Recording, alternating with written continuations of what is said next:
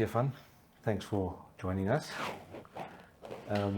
We're at the ITGS, and I know we've been chatting a while since meeting last year. Yes. But having you on the podcast, and my reason I want to chat to you is because you left South Africa and went to Australia. And there's quite a big exodus of South African people going overseas, be it America or Canada, Australia, New Zealand.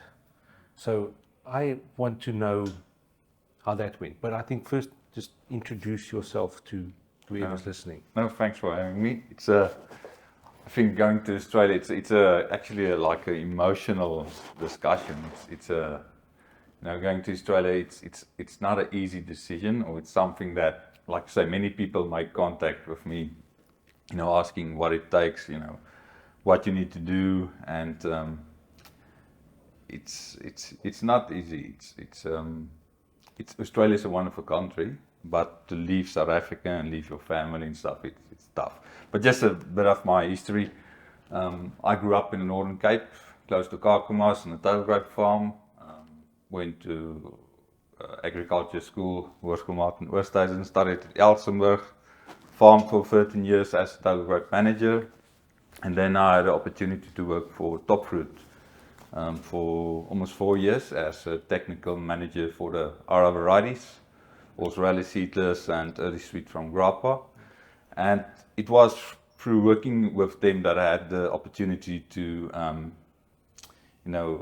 go to Bakersfield many times and work with the Carnegie family, that manages ARRA, and that's what I do now at this moment. I'm the ARRA Australia manager. So it opened my eyes a bit, around what's happening in the world and stuff. And I actually had the opportunity to, there was a possibility of work for me in Bakersfield, California. And for ARRA or someone else? No, for someone else. Okay. And I declined it. And me and my wife had a discussion once. I said, but listen, what if one day something goes wrong in South Africa? If you get opportunities like that, maybe, we need to look into that. Did you have kids already? Yes, we did have kids. It was in that time of load shedding just starting, and stuff started to be difficult. And anyways, through working with ARRA, I met an agronomist that works for a company in Australia, and they needed someone as agronomist on their farms. And they sponsored me with a regional visum and, brought me over to Australia. Yeah, so that's how I got there. So when did you go? When did you leave South Africa? October 2019. Yeah, so 4 years and a month ago. Yes. But, when everything started, that was probably in April in 2019. When this opportunity came to me, I said, it was a really good opportunity. Like, I didn't go to Australia because I was not happy in South Africa. It was a good opportunity that came to my side. So I said, listen, it sounds great, but I want to see. So they took me over to Australia. I visited the town. I live in Mildura. It's in regional Victoria. It's very similar to Uppington, Worcester type of town. Okay. And I went there, and there were certain boxes that I need to be ticked off for me to make the decision. I went to a wonderful church on the weekend. That's very important for me. I actually went to a Afrikaans sokkie. On that weekend, so I met a lot of Afrikaans people, and I visited the farms for the company that brought me over. So, and that made the decision for me to go. That you could do that. Yes, That there's enough. I felt comfortable. There's enough there for you to be able to relate to, that you could go. Yes. Okay. Yes. Yeah, we know somebody who recently relocated to New Zealand, and she sent to me a message the other day. She did a couple of websites and things for us, for our grape clients, and she got a box of Californian grapes, and she sent me a message. Said, look, I'm thinking of you guys now. I just picked this up in the shop and made me SMS you. So I asked her, so how is it? And she said, well, the move itself was like having another child. It was like it is one of the most difficult things that she Yeah. has done. I think many times people make contact and I, for the company that I worked, I actually applied for managers positions, and they sound very happy and optimistic until they need to sign that contract. Yes. Until they need to make that decision to leave your country, to leave your family, to leave your culture. It's very, very hard. Yeah. It is hard. I've heard people say that immigration is like you have to kill part of you because you've got to go and fit in somewhere else. You've got to kind of leave a lot of who you are behind, and you will always be a bit of a square peg in a round hole. You can smooth some of those edges as the years go by. That's right. But you are who you are, and I suppose you're also doing it for your children. That's right. You know, How old are your kids, and how are they adjusting? so I've got two boys, 7 and 10 years old. And if you think my youngest is now 7, so he's been living 4 years in Australia, longer in Australia than he was actually in South Africa. So he's Australian. We still speak Afrikaans at home, only speak Afrikaans, but the fact is they speak English the whole day at school. And after school they do sport. So they start to lose their Afrikaans. The words that you normally don't use in a normal conversation, they will lose it. And they start to get the accent and talk about girls and That con. They don't say kan, they say con. There's certain words that they just start to change with time. Yeah. it needs to happen, because if they need to fit in, it's got to happen. But for you as parents, it must be very interesting to observe, and sometimes probably very amusing too. Yes. The first time when it probably took about 2 years. They started to play in English, not in Afrikaans anymore. And, With each other. and they talk English with each other. But I will correct them. I say, no. We speak Afrikaans in my house. Because they can speak English very well. But it's important for me to still speak Afrikaans, for them to keep 100%. that. Because it's amazing to speak 2 languages. Yes. You know? And to keep that culture, Afrikaans culture, to braai over the weekends. But there's nobody else, no other country that I know of that is like South Africa. It's like Louise and I, we were in Naboomspruit, Mokopong now. What is it? And we stayed in Bella, the old Warmbad, and we were there for the citrus industry, and the only accommodation that could get us was in the old Warmbad hotel. Resort. The resort. I don't know if you've ever been there. So they gave us vouchers at the Spur the evening. So we go to the Spur. Louise says, I would like a hunter's drive, please. I said, I would like a castle draft or whatever. Yes. And they said to me, no, we don't have it. And I said, what do you mean you don't have it? And they said, no, so we're a Muslim Spur. Halal. A halal Spur. And it's like, I didn't even know you got that in South Africa. So we looked on the menu. Obviously, there's no spare ribs and things like that. And then we looked around. This is in Warmbad. It's in Limpopo. You've got a Muslim Spur. In the Spur itself, it was myself and Louise, who was a white couple. There was one other white family, 2 black families. Steve Hofmeyer on the radio, and our waiter's name was Darky. And he is of a darker persuasion, but his name is Darky. And we thought, this is our country. You can only find it there. With that kind of cultural diversity. So, I mean, obviously you can tell us for hours about what it must be like, but what are the main things that you've had to adjust to, and what have been the main things that have been a huge pleasure? I think, first of all, I think Australia is actually very similar to South Africa. That's, multicultural. Yes, they like open door spaces. Yes. They like to have, Outdoor go camping. outdoor living.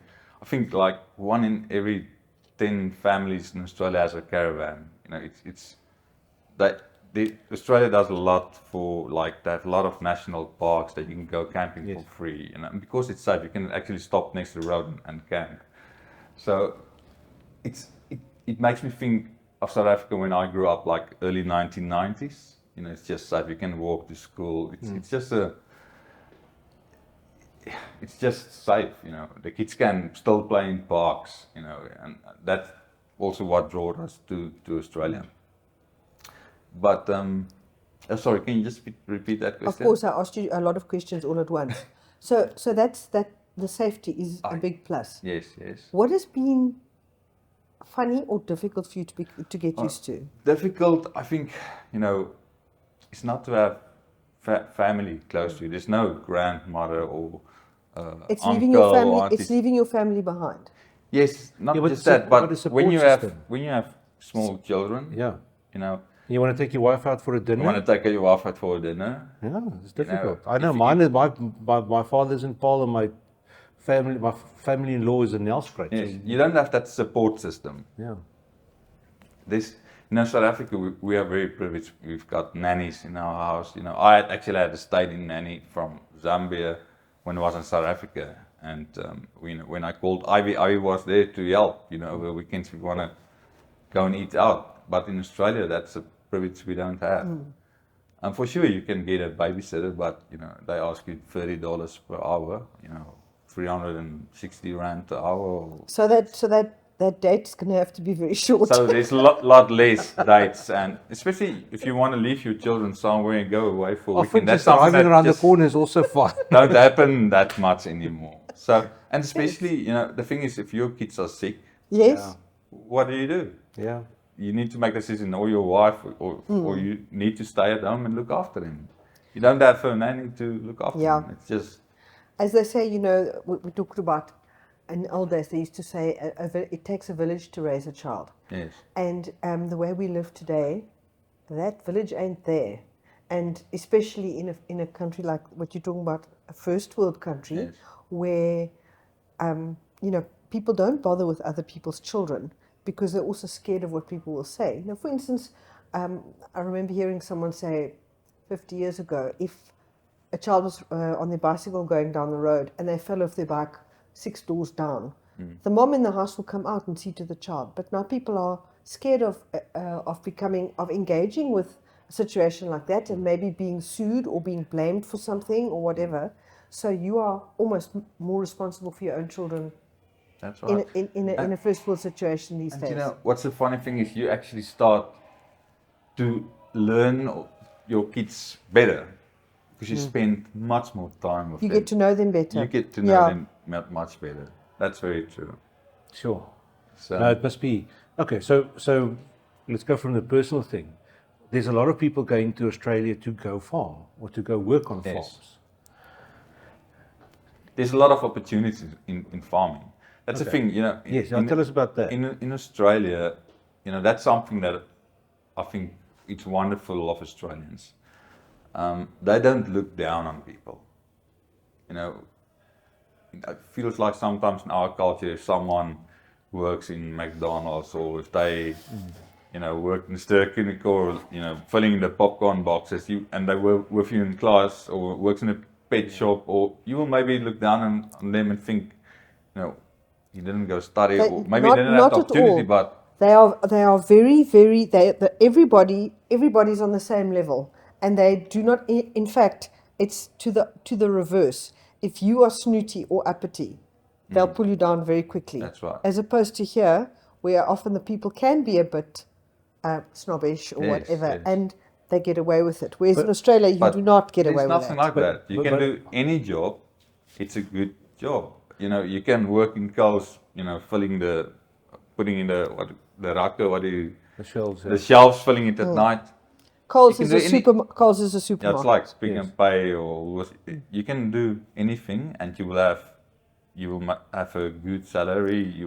Not good, but you can live with it. You will have a car, you will have a house, and that's how it is. And the problem is, people, why will they go and want to work on farms where they need to be out in the sun? It's long hours and stuff. So actually, in agriculture in Australia, there's a big shortage of technical people. There's a big shortage of people that run for farm managers, and that's why there's actually, if you go and look on the internet on these websites, where there's a lot of jobs advertised for farmers, managers that big companies sponsor and bring over to Australia. Okay. And our South African farmers are technically very strong, and they are good managers, good farmers. They make a farm their own. They take, South Africa, you manage a farm like it's your own farm. Yes. And where for me sometimes feel like Australians, they do just what is expected of them. No, They don't go the extra they mile. don't go that extra mile. Okay, But that's interesting. that's almost like something that's universal. If you look at the Brits, the people love the South Africans because They're passionate and they kind of tend to go that Yeah. extra mile. That's right. But so Australia is a big place, Yeah, and there's a lot of massive. opportunity. But I wanted to say earlier, but tell Stephan and whoever's listening what your connection with Australia is. Okay, I went to Australia. I spent a year in Australia, straight after school as a Rotary Exchange student in Darwin. Not Darwin, Darwin. Yes, Northern But Territory. what year was that? Do I have to tell you? 1983. And it was incredible. To the experience that I had coming from a very conservative South Africa, a very unequal and, as you say, judgmental country, where who's who in the zoo is very important, going to somewhere so egalitarian, where people do not judge you for who you. In fact, if you arrive there and you're prissy and poncy and you've got airs and graces, you're not gonna last very long. Yes. And to go and see Northern Australia, to go and see the beautiful billabongs out in the tropical areas, and it was an incredible experience. And I saw what the society was like, and that's really kind of at the pioneering end of the country, as opposed to the more settled area where you are. Yes. So Australia is just awesome, but I would imagine you probably need to travel a lot for your business, for your job. Yes, I need. Australia is about 6 times bigger than South Africa, with half the population. And that middle part of Australia is all desert, but they've got beautiful. Still have, snowy mountains where you can go and ski. Tropical areas, that's really in the tropics. They farm with mangoes and bananas. You can farm with anything in Australia. The thing is, where I am based in Australia, so I'm based in Mildura, the town is in the area Sunraysia. That's where 70% of the table grapes are grown. Almost as far south as you can go in Australia. It is in the south of Australia, but it's in the northern part of Victoria. It's in the north of the south. Yes, something like that. But in every state in Australia, they grow with table grapes. And when I work, for example, for Top Fruit, I can drive from Cape Town to Uppington or to Ausengear. You normally will fly to Limpopo, but in Australia, the only area I can drive to is in Sunrise, and that's probably around 150 kilometers radius. Where if I need to go to Queensland, where they farm with grapes, it's a 6-hour flight for normally to get to where I need to be. Yeah, it's a 2-hour connection flight from Mildura to, let's say, Melbourne or Sydney, and then I need to fly another 4 hours to get where I need to be. And the same, they also grow table grapes in Western Australia. Where Perth is, they call it Perthfontein. I think there's around 60,000 South Africans in Perth. It's So if I go there, it's like 2-hour flight from Mildura to Melbourne and another 4-hour flight to Perth. And then if you want to go up north, where they also farm with table grapes, probably another 4 hours up north. So it's a massive country. People don't realize how big it is. I remember, long time ago, 1980s, when I was there, the statistic was, they said Australia is the same size as the United States, and it has the population of Manhattan Island. Obviously that's changed, but just think about that. Yes. And so if you go and look, most of the people live within 200 kilometers of the coast. So the red centre is, there are not many people there. That's right. But so you obviously have to get around, and where do you fly out of? So Mildura has a very nice, Mildura's about 90,000 people. Okay. And it's got a good airport. You can fly direct to Melbourne or Sydney. There's even now a new airline that started flying out of Mildura that you can go up to the Sunshine Coast, Brisbane. Oh, nice. That beautiful area, 2 times a week. So Nice. Muldero's a big town. For a regional town, it's one of the better towns for Okay. sure. Yeah. So you actually have to travel for work quite a bit, and at least you've got a local airport that you can fly out of. Yes. I normally travel about a week, a month. I don't want to go Yes, way of more course. than that. Of course. Especially because of 70% is right on his doorstep. Yes, so I'm where I need to be for the biggest area where they grow table grapes. Yeah. And logistics for table grape growers, if you say there are people so widespread, are they close to ports or airports that can get the fruit out, or is it mostly for local consumption? So Australia, just to give you a bit of idea, they have about this. There's something information about the table grape industry is very limited. Most of the growers in Australia is Italians. That's We farmers. figured that out already. Remember when we I think they come from Calibra, it's the area in Italy. They say always it's the Testadura, it's the hard-headed Italian growers. They are very closed, I think, with the information.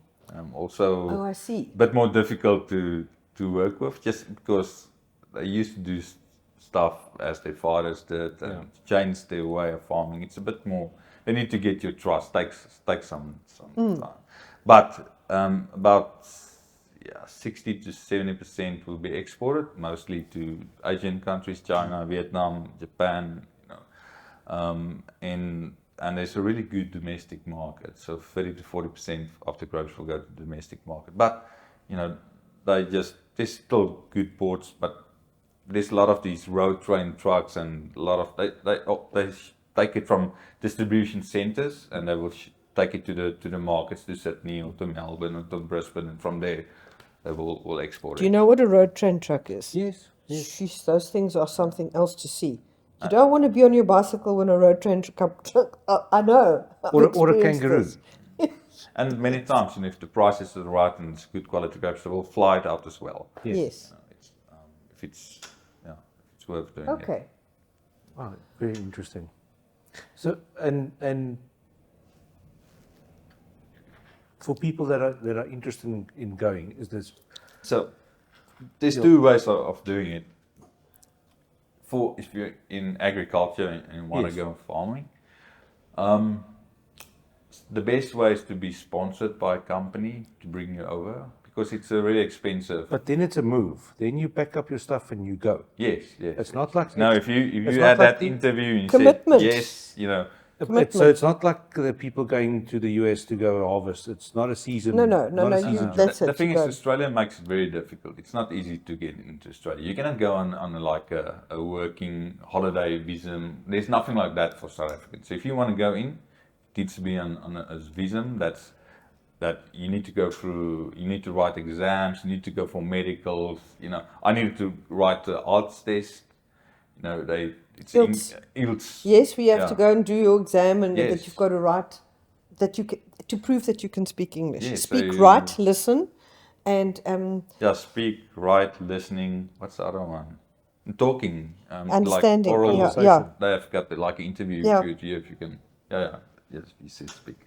But then so you need to do that, and you need to go for medicals. So they test your blood, look at your body that everything is good.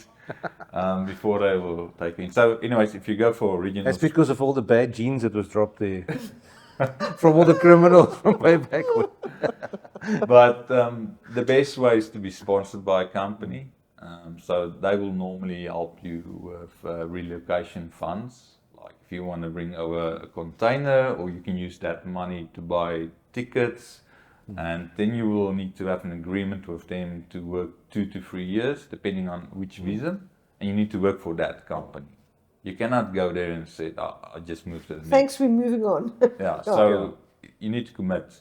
Yeah. There's ways to do it, to move to another sponsorship, but if it doesn't work out, they send you back to South Africa. Sure. And and you have to pay that back to the person depends sponsoring, or is that like the 3 depends years? on how you Depends on, your agreement with that company. Yes, so it depends. So it's different for everyone. And But the other way is to apply for PR or permanent residency. yeah, It takes much longer. It can take up to, depends, up to 2 years, and then when you don't have to have a sponsorship, you can just go to Australia and look for work, and then you basically have the same rights as an Australian citizen. You pay less tax if you get PR, or permanent residency. You get Medicare. It's like a health fund, and you can use the public hospitals without paying any money for it. It's for free. You can use public schools without paying any money for it. So yeah, that's the two options. Yeah. But So- very interesting. Yeah, so we've spoken about the high labor costs and all that. Can somebody go there and work for a minimum wage? I know you've said, but can they make a really good living for themselves? Can they survive? They can survive, I'm not sure surviving is very subjective, because you can survive on a loaf of bread and a bottle of water for a couple of days, but can you go and have a good life? No, I think, for sure in Australia, in South Africa, we have a really good life. We go on holidays, we eat a lot of meat and drink beer when we want over the weekends and stuff. In Australia, Some of us. some of us. Remember, we are that's talking true, about that's the true. people that we know. Yes. But in Australia, to go to a restaurant is very expensive. So for sure you will not eat out that much. To go on a holiday is very expensive. It's everything, everything where labor goes into is very expensive. So normally what I tell people is, if you want to have the same type of living style that you have in South Africa, you need to basically get double the pay in Australia to have an idea. However, you just said that medical care and schooling is for free. So that Yes, yes. yes. you what you went on this what But still, It's housing like- is like double. You pay Really? for houses exactly double what you would pay Wow. in South Africa. interesting. Okay. Yeah, it was very interesting. Very, very interesting. Yeah. Thank you for talking to us. Is there anything that we didn't ask you that you wanted to add? If you wanted to ask about agriculture, or what our labor costs and stuff like that is, our minimum wage, if you compare that, it's now $24 an hour. So times 12, if you want to have, Wow. have an idea. And but they use contract workers, so you need to pay for the contractor as well, Yes. and you need to pay super and a lot of extra costs. At the end, it's around $32 per hour that you need to pay the worker. So when it comes to table grape farmers in Australia, they do minimum. It's very different than what they do in South Africa. Very How interesting. easy is it for somebody going there to start their own business? Yeah. I don't know. That's a good question.